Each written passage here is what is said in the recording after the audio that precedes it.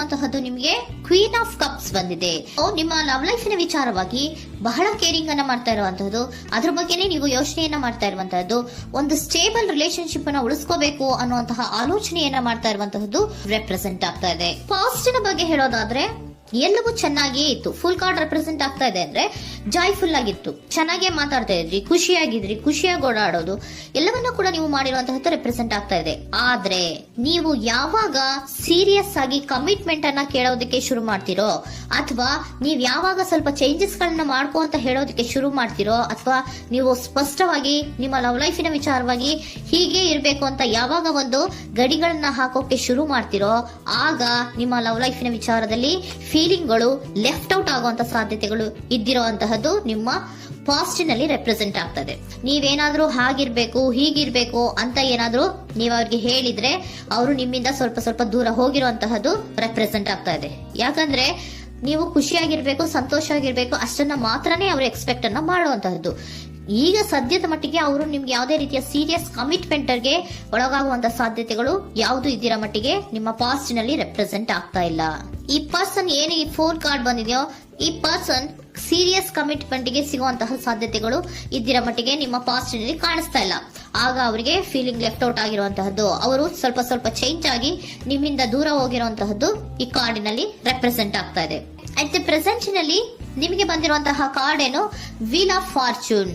ಬದಲಾವಣೆಯ ಮಾರ್ಗವನ್ನ ನೀವು ಹಿಡಿಬೇಕು, ಅಂದ್ರೆ ಬದಲಾವಣೆ ಆಗ್ಬೇಕು. ನೀವು ಅವರು ಸೀರಿಯಸ್ ಕಮಿಟ್ಮೆಂಟ್ ಅನ್ನ ಕೇಳಿದಾಗ ಅವರು ನಿಮ್ಮಿಂದ ದೂರ ಹೋಗಿದ್ದಾರೆ ಅಂದ್ರೆ ನೀವೇನ್ ಮಾಡ್ಬೇಕು, ಅಟ್ ದ ಪ್ರೆಸೆಂಟ್ ನಲ್ಲಿ ಬದಲಾವಣೆಯ ಮಾರ್ಗವನ್ನ ಹಿಡಿಬೇಕು.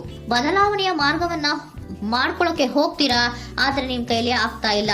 ಯಾಕಂದ್ರೆ ವೀಲ್ ಆಫ್ ಫಾರ್ಚೂನಿನ ಕ್ಲಾರಿಫಿಕೇಶನ್ ಕಾರ್ಡ್ ಬಂದಿರುವಂತಹದ್ದು ಯಾವುದು, ಡೆವಿಲ್ ಕಾರ್ಡ್ ರೆಪ್ರೆಸೆಂಟ್ ಆಗ್ತಾ ಇದೆ. ಡೆವಿಲ್ ಕಾರ್ಡ್ ಏನನ್ನ ರೆಪ್ರೆಸೆಂಟ್ ಮಾಡುತ್ತೆ, ಅಡಿಕ್ಷನ್ ಅನ್ನ ರೆಪ್ರೆಸೆಂಟ್ ಮಾಡುತ್ತೆ. ಯಾವಾಗ್ಲೂ ಅವರ ಬಗ್ಗೆನೇ ಯೋಚನೆ ಮಾಡ್ತಾ ಇರೋದು, ಅದ್ರ ಬಗ್ಗೆನೇ ಥಿಂಕ್ ಮಾಡ್ತಾ ಇರೋದು. ಸ್ವಲ್ಪ ಬದಲಾವಣೆ ಮಾಡ್ಕೊಳಕ್ ಹೋಗ್ತೀರಾ, ಮತ್ತೆ ಪುನಃ ವಾಪಸ್ ಹಿಂದಕ್ಕೆ ಬರ್ತೀರಾ, ಮತ್ತೆ ಆಲೋಚನೆಯನ್ನ ಮಾಡಕ್ಕೆ ಶುರು ಮಾಡ್ತೀರಾ.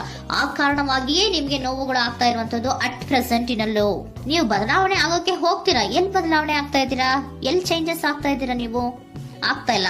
ಯಾಕೆ ಹೇಳಿ, ನಿಮ್ಮಲ್ಲಿ ಅಡಿಕ್ಷನ್ ಗಳು ರೆಪ್ರೆಸೆಂಟ್ ಆಗ್ತಾ ಇದೆ. ತುಂಬಾ ಅಡಿಕ್ಷನ್ ಇರೋದ್ರಿಂದ, ನಿಮ್ಮ ಲವ್ ಲೈಫ್ ನ ವಿಚಾರವಾಗಿ ನೀವು ತುಂಬಾ ಅಡಿಕ್ಟ್ ಆಗಿರೋದ್ರಿಂದ ನೀವು ಯಾವುದೇ ರೀತಿಯ ಬದಲಾವಣೆಯನ್ನ ನೀವು ಮಾಡ್ಕೋತಿಲ್ಲ.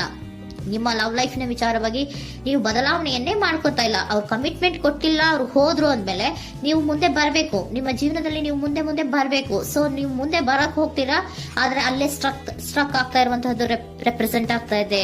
ನೀವ್ ಯಾವಾಗ ಅಡಿಕ್ಷನ್ ಗಳನ್ನ ಜಾಸ್ತಿ ಮಾಡ್ಕೋತಿರೋ ಅಬ್ಸೆಷನ್ ಆಗತ್ತೆ. ಯಾವಾಗ ನಿಮ್ಮಲ್ಲಿ ಅಬ್ಸೆಷನ್ ಗಳಾಗಕ್ಕೆ ಶುರು ಆಗುತ್ತೋ ಆಗ ನಿಮ್ಮ ನೋವುಗಳು ಜಾಸ್ತಿ ಆಗುತ್ತೆ.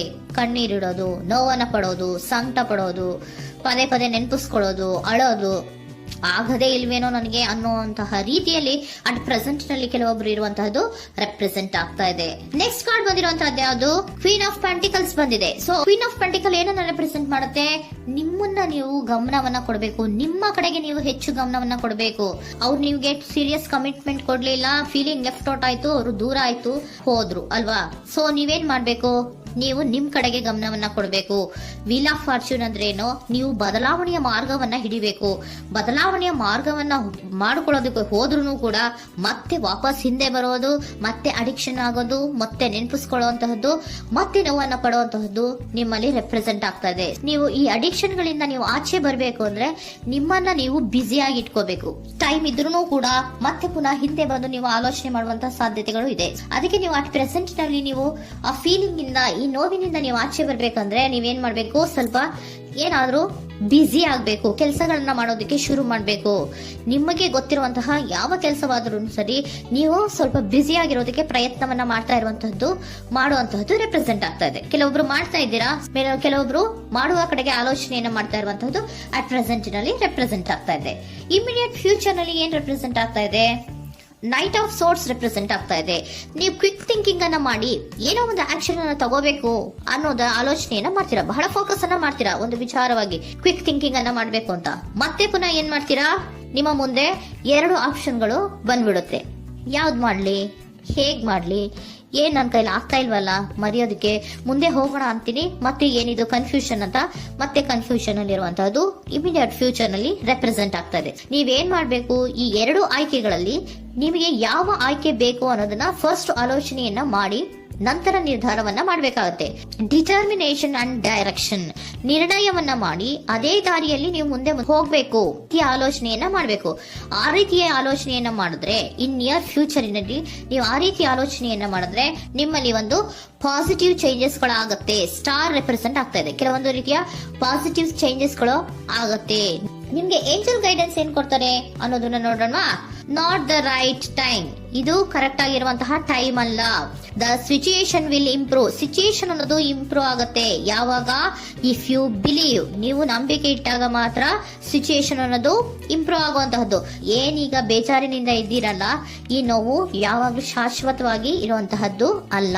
ನಾಟ್ ದ ರೈಟ್ ಟೈಮ್, ಇದು ಕರೆಕ್ಟ್ ಆಗಿರುವಂತಹ ಸಮಯ ಅಲ್ಲ, ಸ್ವಲ್ಪ ವೇಟ್ ಮಾಡು, ನೀವು ಚೇಂಜಸ್ ಮಾಡ್ಕೊಳ್ಳೋ ಕಡೆಗೆ ಹೆಚ್ಚು ಗಮನವನ್ನ ಕೊಡು, ಅಲ್ಲಿ ಚೇಂಜಸ್ ಆಗತ್ತೆ ಅನ್ನೋದನ್ನ ಏಂಜಲ್ ಗೈಡೆನ್ಸ್ ನಿಮ್ಗೆ ಕೊಡ್ತಾ ಇದ್ದಾರೆ. Surrender your full power, your life is a calling for you to step in to your full power rather than playing it small. ನೀವು ಧೈರ್ಯವಾಗಿ ಒಂದು ಹೆಜ್ಜೆಯನ್ನ ಮುಂದಕ್ಕೆ ಇಡಬೇಕು. ಸೊ ಮುಂದೆ ಹೋಗುವಂತಹ ಆಲೋಚನೆಯನ್ನ ಮಾಡಬೇಕು. ಪವರ್ ಇಂದ, ನಿಮ್ಮಲ್ಲಿರುವಂತಹ ಪವರ್ ಅನ್ನ ಯೂಸ್ ಮಾಡ್ಕೊಳ್ಳಿ. ಯಾಕೆ ನನ್ನಲ್ಲಿ ಏನಿಲ್ಲ, ನನ್ನ ಕೈಲಿ ಏನೂ ಆಗಲ್ಲ ಅಂತ ಯಾಕೆ ಕೂತಿದ್ದೀರಾ? ನೀವು ಏನ್ ಮಾಡ್ಬೇಕು, ಬಹಳ ಧೈರ್ಯದಿಂದ ಮುಂದಕ್ಕೆ ಹೋಗಿ ಅನ್ನೋದನ್ನ ನಿಮ್ಗೆ ಸರೆಂಡರ್ ಕಾರ್ಡ್ಗಳು ಕೂಡ